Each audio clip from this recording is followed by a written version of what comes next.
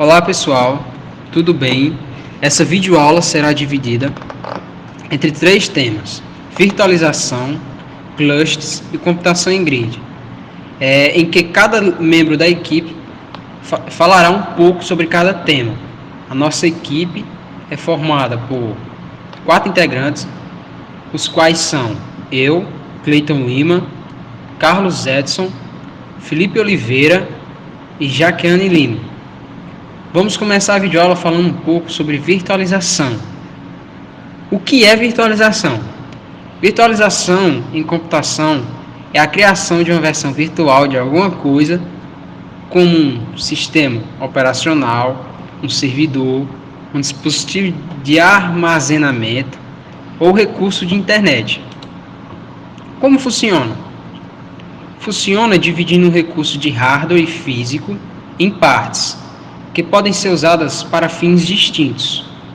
Normalmente, o termo virtualização é mais aplicado para a virtualização de sistemas operacionais, onde é instalado um software chamado Hypervisor, que permite executar diversos sistemas operacionais ao mesmo tempo.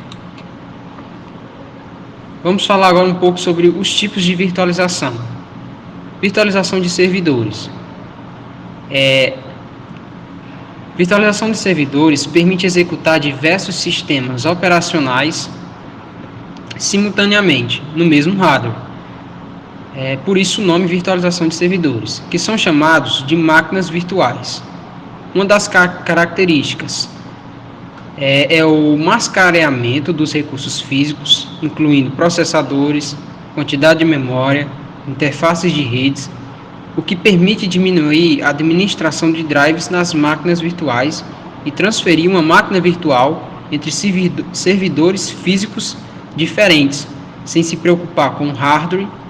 Essa técnica ela é chamada de vMotion, Shmotion ou Live Migration, dependendo do fabricante.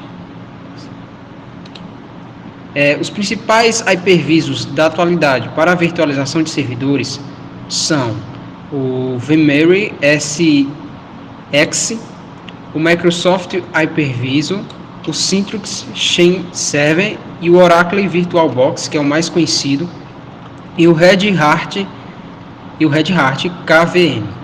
A virtualização de storage se aplica normalmente a equipamentos específicos, conhecidos como storage, o que permite que múltiplos equipamentos sejam reconhecidos, gerenciados como um só.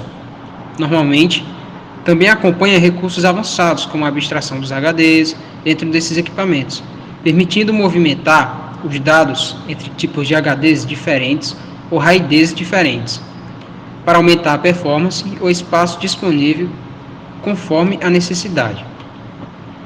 A virtualização de storage ainda pode ser implementada via software, sendo que alguns permitem compartilhar recursos de múltiplos servidores para criar um único pool de armazenamento, aumentando a performance geral e a resiliência contra os problemas. Um exemplo de virtualização de storage via software é o vMemory VSAN. Vamos agora falar um pouco sobre a virtualização de rede.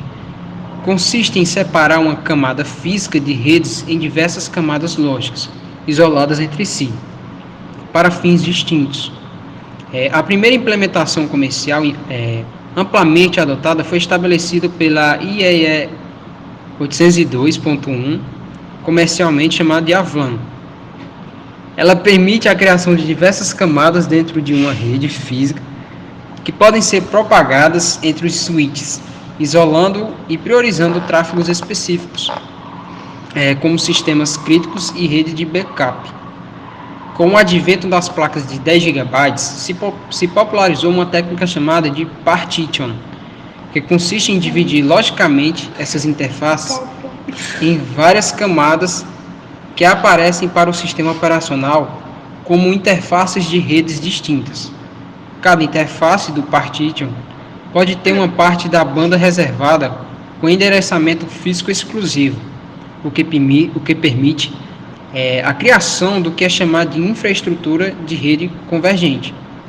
Além da capacidade de divisão da rede física em camadas lógicas, Existem novas implementações que visam facilitar a gerência dessas redes, abstraindo todo o tráfego dos switches e transferindo a configuração para as interfaces mais automatizadas.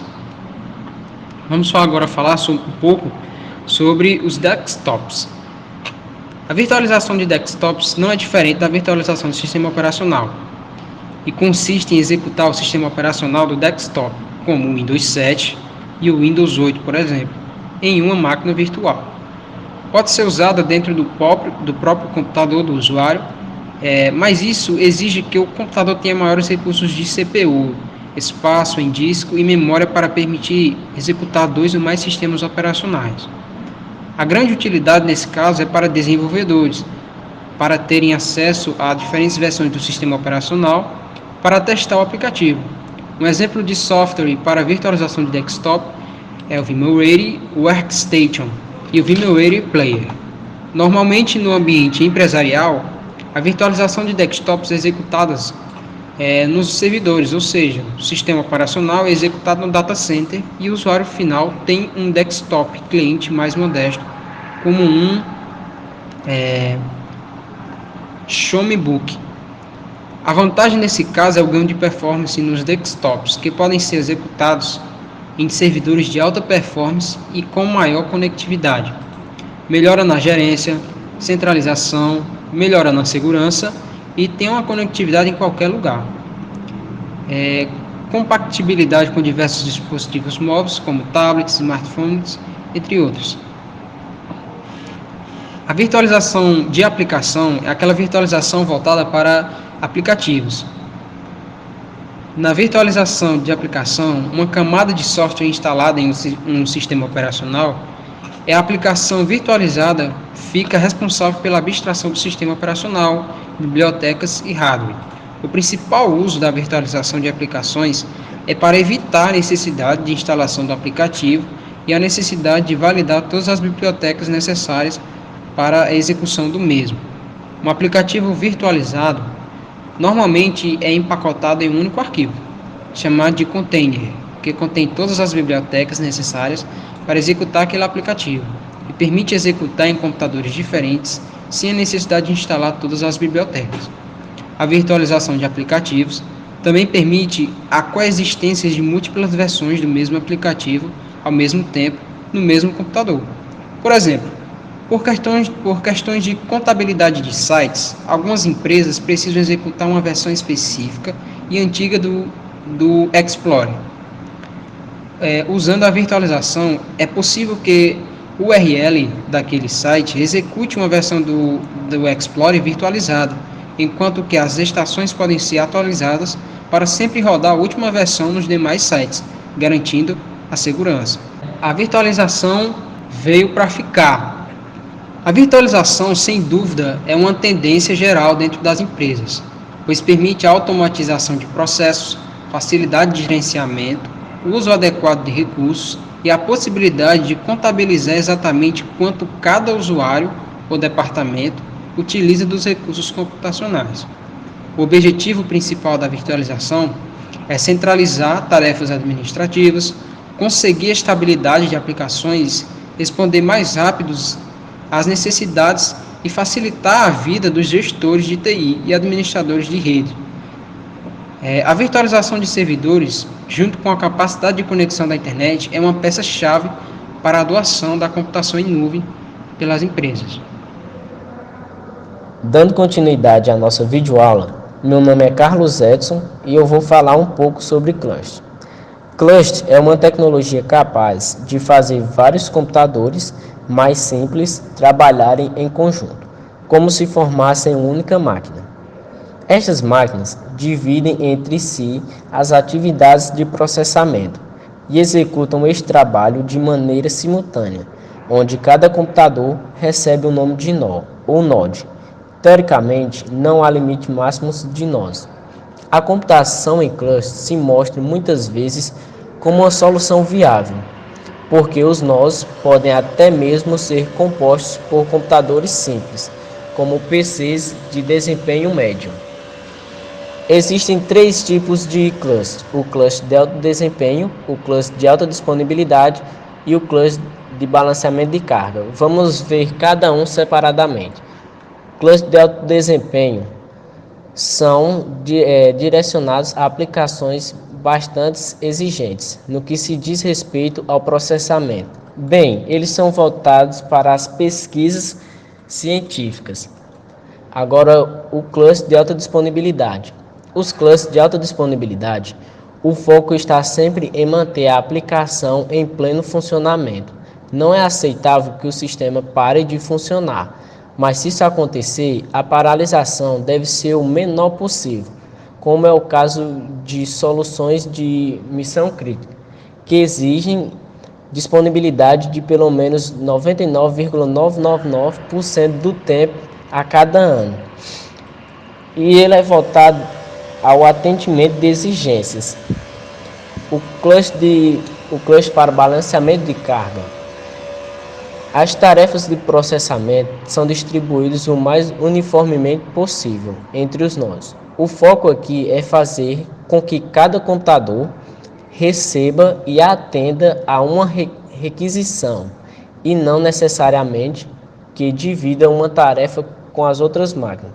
Seu uso é voltado para o equilíbrio de tarefas. Quando uma máquina está lidando com a menor quantidade de tarefas, é direcionado uma nova requisição para ela. E cluster Bell-Hoover. Cluster Bell-Hoover não é necessariamente uma mid-range, como muitos pensam. Na verdade, este nome faz referência a um padrão de clustering disponibilizado pela NASA em 1994 e amplamente adotada desde então. Entre os nós, deve haver pelo menos um que atue como mestre para exercer o controle dos demais. A comunicação entre os nós pode ser feita por redes do tipo Ethernet. E não é necessário o uso de hardware exigente nem específico. Um cluster Bell-Hoover se define basicamente pela ênfase nas seguintes características. Entre os nós, deve haver pelo menos um que atue como mestre para exercer o controle dos demais. A comunicação entre os nós pode ser feita por redes do tipo Ethernet. Não é necessário o uso de hardware exigente nem específico. O sistema operacional deve ser de código aberto. Os nós devem se dedicar exclusivamente ao cluster. Meu nome é Jaqueline Lima. Ainda sobre o cluster, irei falar sobre os seus funcionamentos básicos. Para que um cluster seja constituído, é necessário fazer uso de alguns elementos básicos. O primeiro deles, como já conhecemos, são os equipamentos a serem utilizados com nós. Para isso, podemos usar máquinas constituídas especificamente para funcionar com nós. Neste caso, os computadores teriam apenas dispositivo de hardware, imprescindível ao cluster. Mas também é possível utilizar computadores convencionais, como o desktop para fim doméstico ou para uso em escritório. Assim, uma universidade ou uma empresa, por exemplo, pode utilizar máquinas que foram substituídas por modelos mais recentes. Para criar um cluster, eventualmente economiza com a aquisição de servidores. Em relação aos nós, podem ainda ser não dedicados ou dedicados? Bem, no primeiro passo, cada computador que faz parte do cluster não trabalha exclusivamente nele. Já no segundo caso, o nó é utilizado somente para este fim, fazendo com que o dispositivo, como teclado e monitor, seja dispensável por algum motivo. E se for necessário acessar uma máquina em particular, pode fazê-lo uma via terminal, a partir do nó principal. Outro exemplo importante é o sistema operacional, como já tinha informado. Os nós não precisam ser exatamente iguais no que diz a respeito do hardware, mas é essencial que todos os computadores utilizem o mesmo sistema operacional. Sobre a arquitetura de um cluster, isoladamente, os elementos descritos acima não provêm a funcionalidade desejada do cluster. É necessário que haja uma arquitetura que una todos os elementos e que forneça o funcionamento que cada um espera do outro, devido à natureza francamente agrupada do cluster. Uma abstração ideal de arquitetura deve ser baseada em componentes. As estruturas seriam formadas pelas seguintes camadas básicas.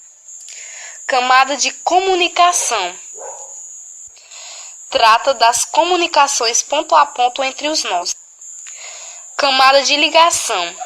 Agrupa canais de comunicação em uma única ligação entre dois nós. Camada de integração. Forma a topologia do cluster.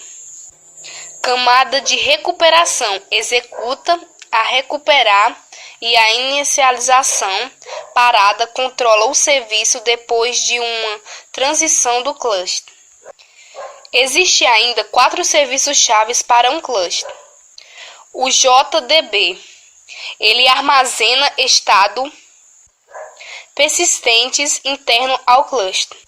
É usado para o banco de dados do Quorum. Nada mais é do que um repositório de informação local a cada nó no cluster.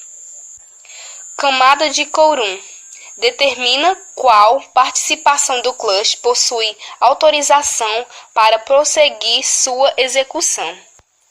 Serviço de barreira provê um serviço de sincronização global ao cluster. Serviço de nome provê um serviço de nome global ao cluster. Vantagens e desvantagens do cluster. Pode-se obter resultados tão bons quanto ou até superiores que um servidor certificado a partir de máquinas mais simples e mais baratas. Ótima relação custos-benefícios.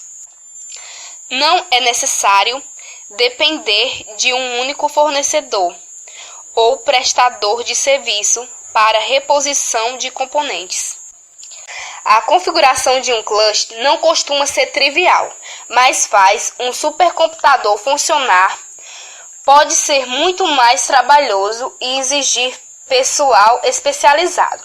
É possível aumentar a capacidade de um cluster com a adição de nós ou remover máquinas para reparos sem interromper a aplicação. A opção de software para cluster disponíveis livremente é o que facilita o uso de uma solução do tipo em universidades, por exemplo. Relativa facilidade de customização para o perfeito atendimento da aplicação. Um cluster pode ser implementado tanto para uma aplicação sofisticada quanto para um sistema doméstico, criado para fins de estudos, por exemplo. Mas apesar desses benefícios, os clusters não são a solução perfeita para todo e qualquer problema computacional. A aplicação onde o uso de outra tecnologia se mostra mais adequado. Entre as razões para isso, então, a facilidade de expansão do cluster pode ser uma faca de dois gumes. A qualidade de máquina pode aumentar tanto que a manutenção se torna mais trabalhosa. O espaço físico pode ficar impróprio e etc. Eu sou Felipe Oliveira, eu fiquei com a parte de computação em grid ou grade. Vamos fazer uma pequena introdução. Os altos custos que envolvem o alcance de supercomputadores dedicados à constante melhoria dos projetos de computadores pessoais e na estrutura das redes locais levou à ideia de se utilizar computadores pessoais independentes interconectados em rede como plataforma para executar aplicações paralelas e distribuídas. Todo dia uma grande quantidade de usuários estão insaciáveis por utilizar uma rede mundial de computadores, constituída por diversos dispositivos heterogêneos, tanto ao nível de arquitetura quanto ao nível de sistema, de maneira a utilizar e compartilhar esses recursos computacionais de uma forma transparente e eficiente. Algumas empresas e organizações de pesquisa estão trabalhando em associação para criar redes de supercomputadores e disponibilizaram estes recursos computacionais agregados de um grupo para qualquer computador conectado. As empresas e universidades que investiram nos últimos anos em clusters de alta performance de computação estão dando o próximo passo para o futuro.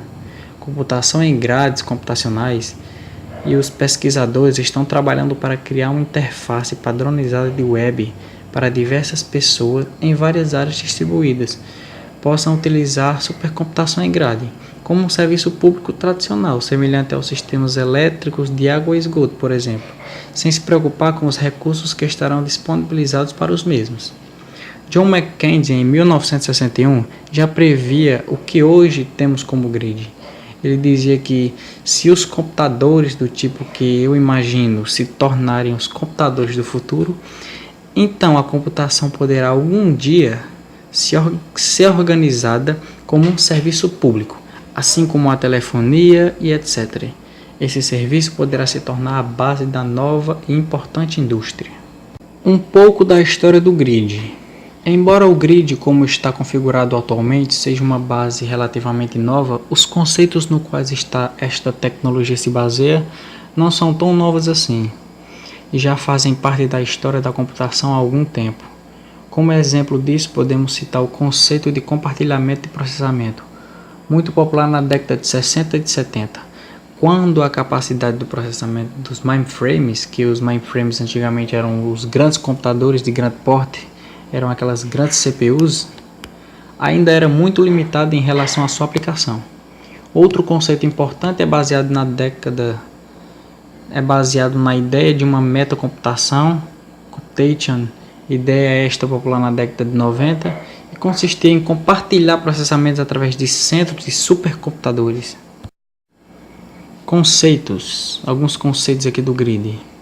Assim como nos clusters, muito do poder computacional de um grid está dividido em máquinas, também podemos chamar de membros. Desta forma, é possível assegurar que o trabalho de um sistema grid não está relacionado apenas ao processamento de dados, mas também gerenciando os recursos alocados ao sistema. Por isso, isto torna possível dividir o funcionamento básico de um grid em camadas. Camada de rede, camada de recursos, middlewares, aplicação e serviços. Esta divisão, além de tornar mais simples o entendimento e funcionamento de um grid, torna possível a criação de grids de propósito geral. Grids de propósito geral são um tipo específico de implementação de um grid em que a parte utilizada para o processamento de dados está separada da parte utilizada para gerenciar o funcionamento do grid. Arquitetura do grid. Como foi mencionado anteriormente, a arquitetura de um grid pode ser dividida em arquitetura visando facilitar seu design e entendimento. Entretanto, não existe apenas uma maneira de descrever um grid em camadas. Assim sendo, serão analisadas as duas mais comuns. Uma maneira mais simples de descrever a arquitetura de um grid baseia-se na divisão do mesmo em camadas de acordo com o seu recurso. Desta maneira, torna-se possível dividir um grid em 4 camadas, por exemplo. Camada de rede, recurso, middlewares, aplicação e serviço. Camada de rede. Define a conectividade entre os membros do grid e pode ser considerado o sistema nervoso de um grid. É interessante notar também que na grande maioria das vezes os sistemas em grid utilizam mesmos tipos de links disponíveis para qualquer usuário. Os recursos. Define os recursos, os membros do grid, como computadores, sistemas de armazenamento, sensores e etc. Os middlewares são responsáveis pela interconectividade entre os recursos do grid, bem como a segurança de dados e comunicação e etc. Entre suas funções, também pode-se citar as negociações como máquina a máquina. Esta camada é muitas vezes constituída de um grande conjunto de softwares. Como exemplo disso, é possível citar o projeto europeu de grid de dados, European Data Grid, o qual é consistido aproximadamente de 300 mil linhas de código.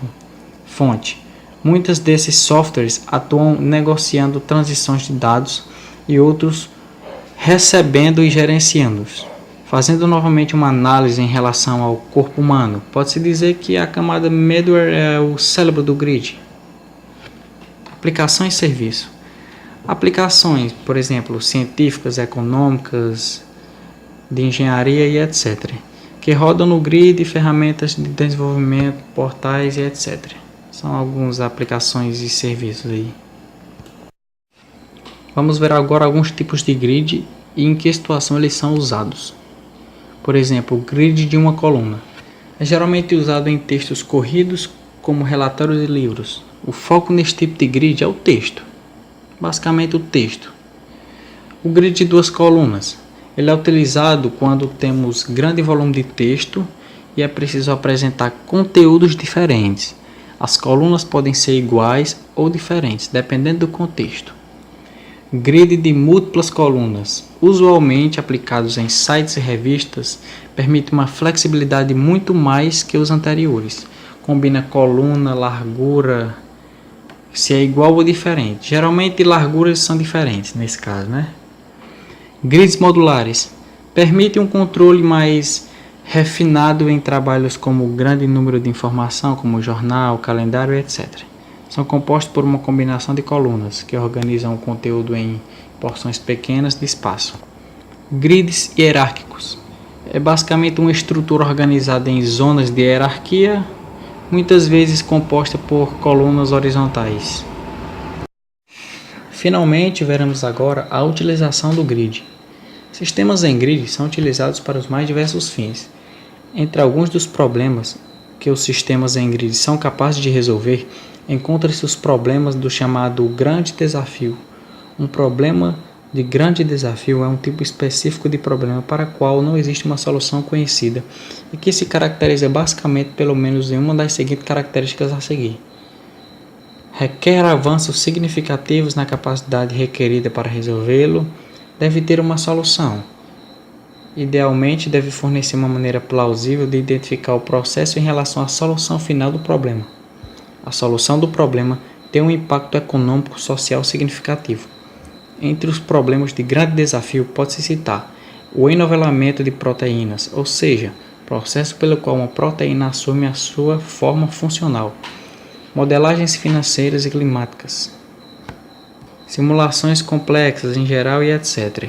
Para tornar ainda mais simples o entendimento, podemos separar os problemas que os clusters podem resolver da seguinte maneira: de acordo com o seu grau de paralelismo, isto é, de acordo com a quantidade de pequenas operações que podem ocorrer simultaneamente, de acordo com sua granularidade, ou seja, de acordo com a independência do resultado de pequenas operações em curso, variáveis armazenamento do sistema, variáveis armazenadas no sistema. Este ainda se subdivide em fine grids e cone grids, também conhecidos como